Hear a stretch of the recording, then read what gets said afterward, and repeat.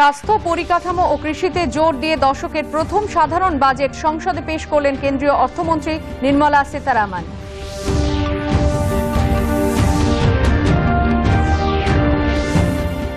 আয়কর হার ও কাঠামো অপরিবর্তিত। ৭৫ বছরের বেশি বয়সী প্রবীণদের সুদ বাবদ আয়কর মুক্ত হল, দিতে হবে না আয়কর রিটার্নও।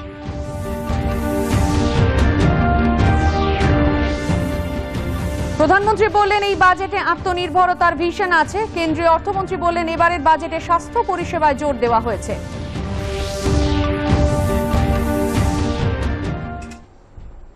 নমস্কার, সংবাদ। স্বাস্থ্য পরিকাঠামো সর্বাত্মক উন্নয়ন, মানব মূলধনের বিকাশ, উদ্ভাবন এবং সুশাসনের নীতির ওপর ভিত্তি করে কেন্দ্রীয় অর্থমন্ত্রী নির্মলা সীতারামন আজ সংসদে নতুন দশকের প্রথম সাধারণ বাজেট পেশ করলেন। করোনা পরবর্তীকালের প্রথম বাজেট বক্তৃতায় অর্থমন্ত্রী বলেন অভূতপূর্ব পরিস্থিতিতে এই বাজেট তৈরি হয়েছে। বহু মানুষের মৃত্যু হয়েছে, অনেকেই তাদের প্রিয়জনদের হারিয়েছেন।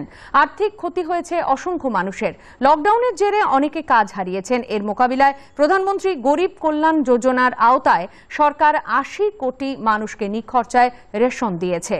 ৪০ কোটি কৃষক ও দরিদ্র মানুষের অ্যাকাউন্টে পাঠানো হয়েছে নগদ টাকা। রিজার্ভ ব্যাংক ২৭ লক্ষ কোটি টাকার প্যাকেজ ঘোষণা করেছে। মোট ৫টি আর্থিক প্যাকেজ ঘোষণা করা হয়েছে।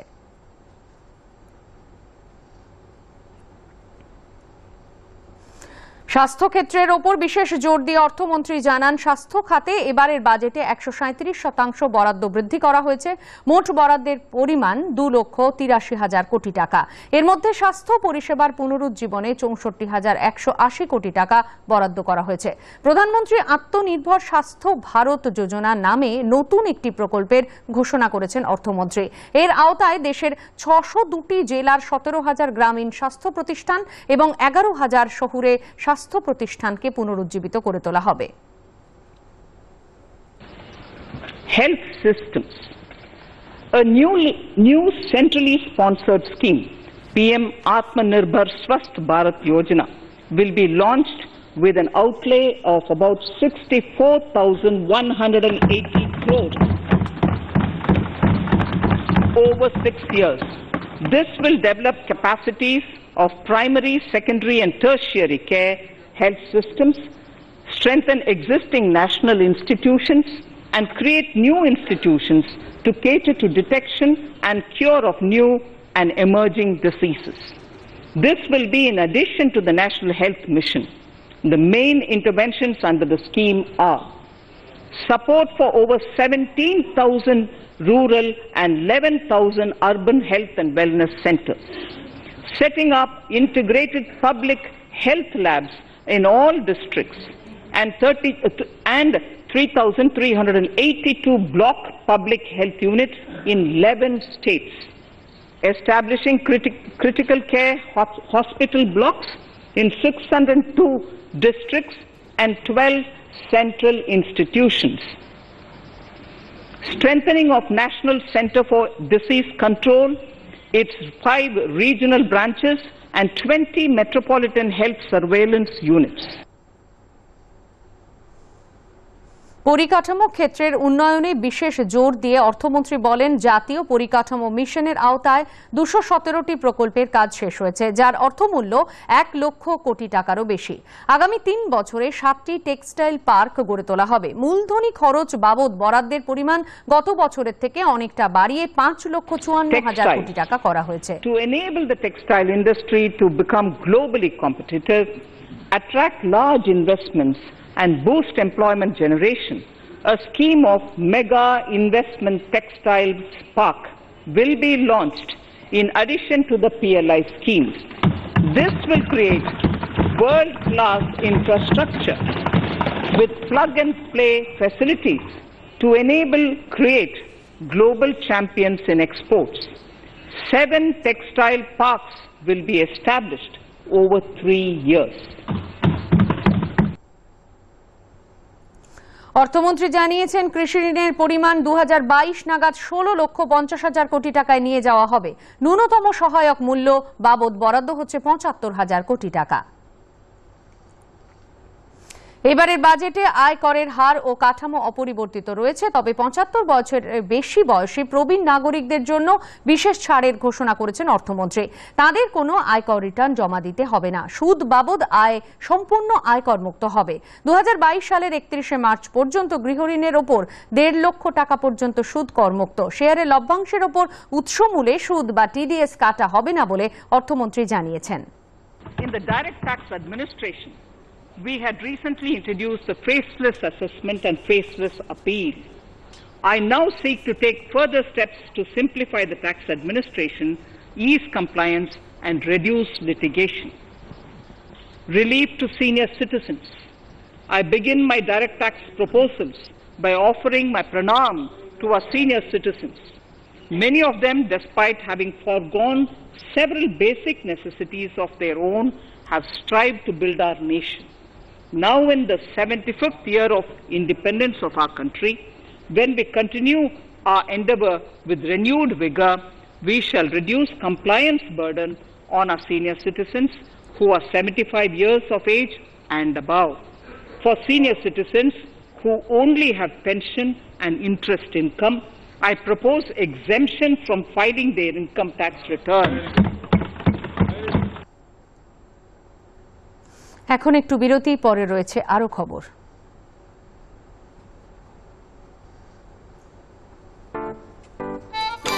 9 to 5 job, अरे 5 to 9 job, दौड़ झाम, all the time job.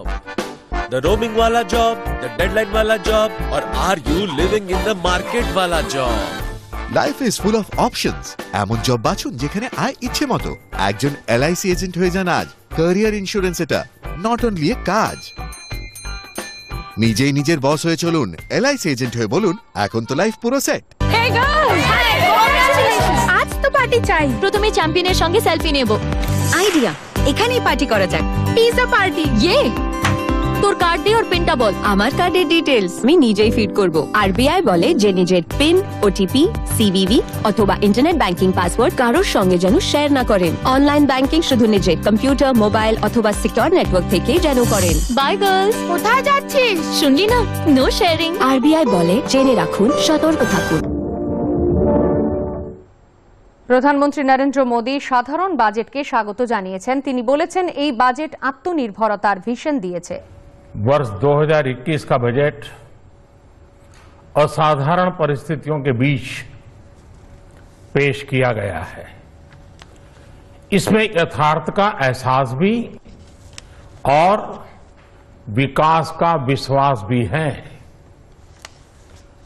Corona ने दुनिया में जो प्रभाव पैदा किया, उसने पूरी मानव जाति को हिलाकर रख दिया है। इन परिस्थितियों के बीच आज का बजट भारत के आत्मविश्वास को उजागर करने वाला है और साथ ही दुनिया में एक नया आत्मविश्वास भरने वाला है।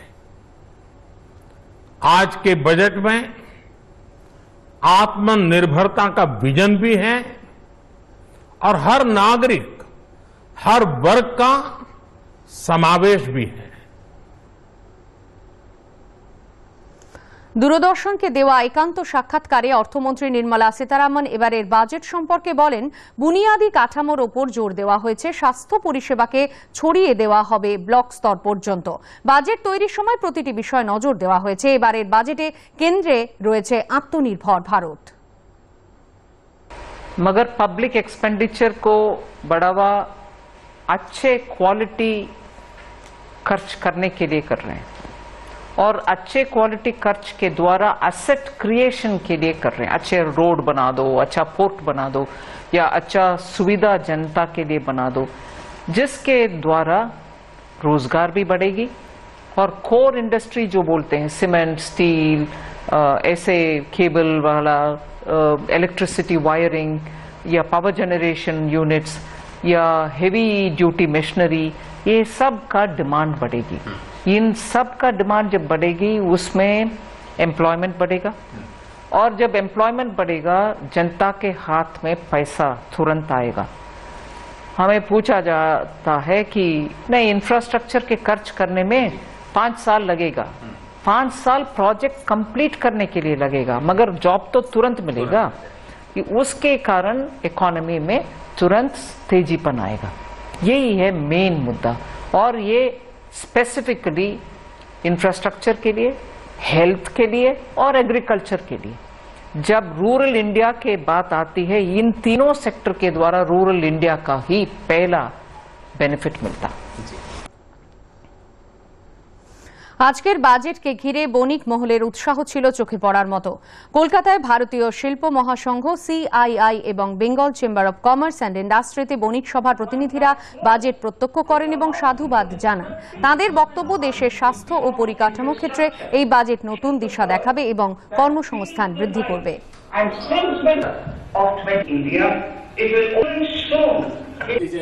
বাজেট যেটা হচ্ছে 100% অন এক্সপেক্টেড লাইন, মানে যেরকম এটা হচ্ছে emphasis on health, hygiene and housing.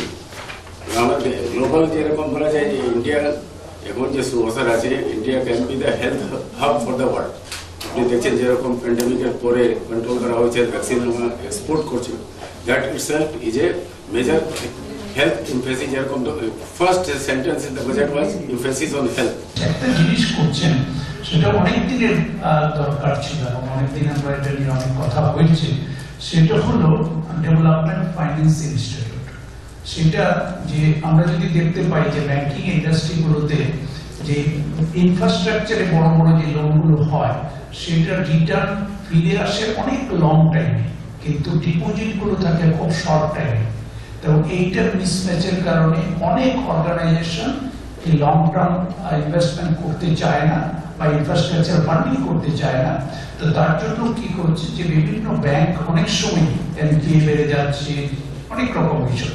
এটার জন্য দুটো কাজ করেছেন। একটা হলো এই ডেভেলপমেন্ট ফাইন্যান্সিয়াল ইনস্টিটিউশনটাকে গঠন করার ফলে এরা শুধু লং টার্ম ইনফ্রাস্ট্রাকচারের ফান্ডিংটা করবে এবং সেটা হয়তো কর্পোরেট বন্ড দিয়ে বা বিভিন্ন ভাবে টাকা তুলে, সেটা খুব হেল্প হবে দেশের ইনফ্রাস্ট্রাকচার তৈরির ক্ষেত্রে। একটা স্পেশাল আমরা দেখলাম যেখানে মিনিমাম 6 পিলারের কথা বলছিলেন, সেখানে নার্সিং এর উপরে একটা নতুন বিল আসবে। আপনারা সবাই জানেন যে আমরা সারা পৃথিবী অ্যাকচুয়ালি নার্সিংটা একটা শর্টেজ হয়ে রয়েছে এবং ভারতবর্ষেও 1/3 নার্স আমরা তৈরি করতে পারি, সুতরাং 2/3 নার্স এখন আমাদের তৈরি করতে হবে to serve all of us. মুখ্যমন্ত্রী মমতা বন্দ্যোপাধ্যায় এবারের বাজেটে কঠোর সমালোচনা করেছেন। উত্তরবঙ্গের সভায় তিনি বলেন, এবারের বাজেটে অসংগঠিত ক্ষেত্রের জন্য কিছু দেওয়া হয়নি। ফেকধারী সরকারের ফেকধারী বাজেট, বুঝলেন বাংলাটা? মানে হচ্ছে কিছু নাই, anti farmer, anti people, anti kisans, anti country সব বিক্রি করে দিচ্ছে। ইন্স্যুরেন্সের টাকা পাবেন তো?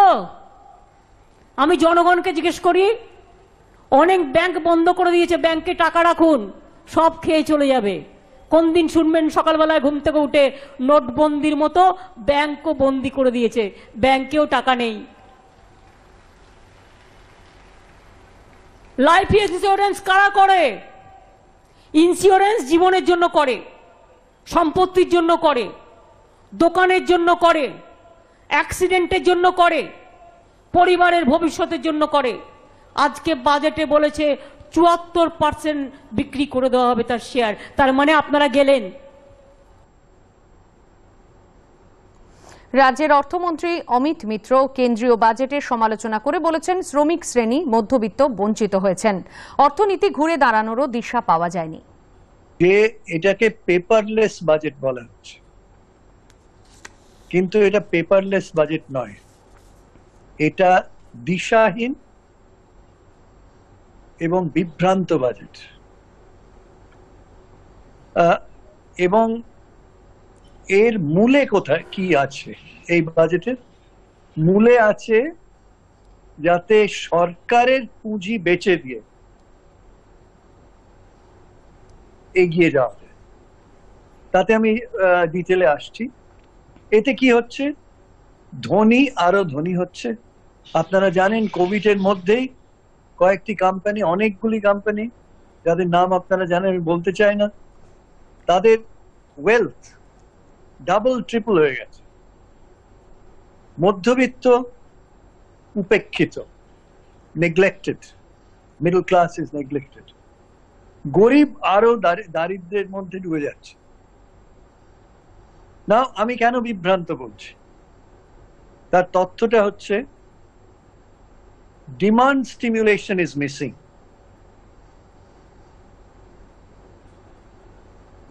কংগ্রেস পরিষদীয় দলনেতা আব্দুল মান্নান এবং বাম পরিষদীয় দলনেতা সুজন চক্রবর্তী সাধারণ বাজেটের সমালোচনা করেছেন।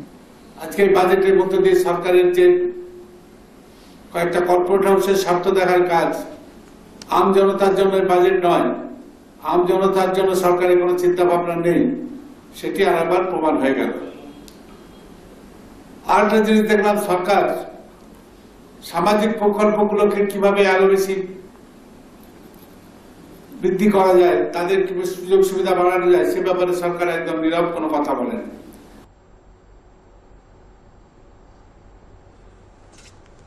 রাজ্য বিজেপি নেতা শ্রমিক ভট্টাচার্য বলেছেন, এই বাজেটে ভারসাম্য আছে, শুধু পশ্চিমবঙ্গ নয়, সারা দেশে কর্মসংস্থানের সৃষ্টি হবে।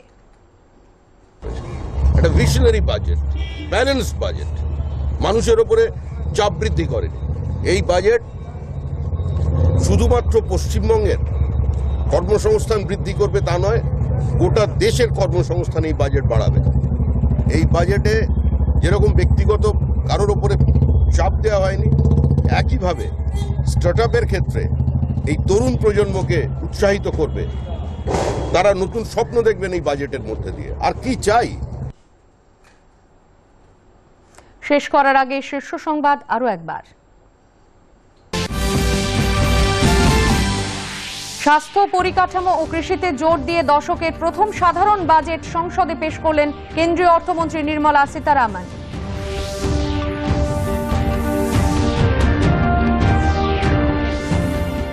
আয়কর হার ও কাঠামো অপরিবর্তিত, ৭৫ বছরের বেশি বয়সী প্রবীণদের সুদ বাবদ আয় করমুক্ত হলো, দিতে হবে না আয়কর রিটার্নও।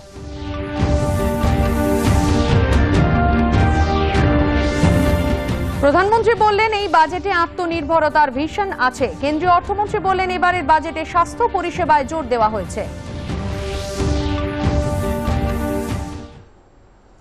সংবাদ এখন এই পর্যন্তই। এরপর রাত ৮টায় রয়েছে সংবাদ এক নজরে। আরো খবর জানতে ফলো করুন আমাদের Twitter account DD Bangla news. সবকটি খবর দেখা যায় আমাদের ইউটিউব চ্যানেল ডিডি বাংলা নিউজে সরাসরি। নমস্কার।